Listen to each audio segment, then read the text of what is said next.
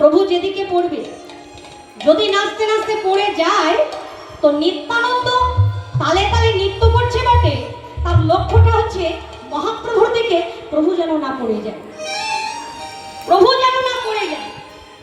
পিছনে নাচছে, নিতাই চাঁদ প্রভুকে দুটি বাহু দিয়ে জড়িয়ে ধরবে।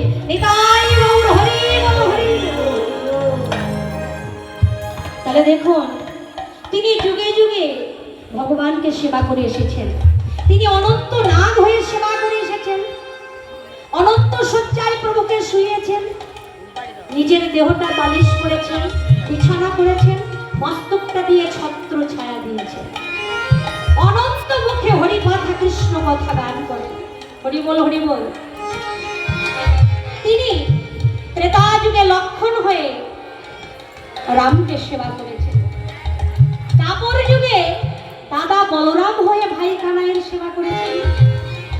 সবসময় ভাই কানাইকে রক্ষা করার জন্য দাদা বলরাম ব্যস্ত। এবে নিত্যানন্দ প্রভু হয়ে এসেছেন, তিনি সবসময় প্রভুর সেবায় ব্যস্ত। তাই সবসময় প্রভুর পিছনে পিছনে প্রভু যেন না পড়ে যায়। হরি বল হরি বল। একলা নিতাই চাঁদি প্রেম বন্যায় জগৎটাকে ভাসিয়ে নিয়ে গেল। দেখুন, এই জগৎকে যদি আনন্দ দিতে হয় তো প্রেমানন্দের উপরে আর আনন্দ নাই। হরি বল হরি বল। আজ আমরা নৃত্য দেখব, হাসবো, এই আনন্দ কিন্তু একদিন আমরা ভুলে যাব।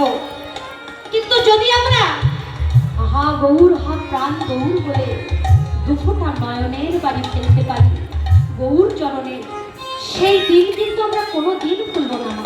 হরি বল হরি বল। তাই আমার নিতাই চাঁদি প্রেম বন্যায় জগৎটাকে ভাসিয়ে দিল। তাই বলছেন, আমার নিতাই কাউরে ঠেলে যাবে না,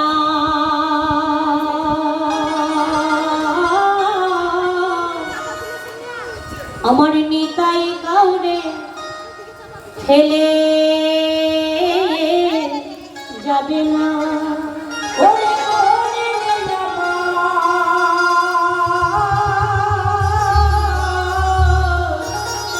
আমার নিতাই কাউকে ঠেলে যাবে না।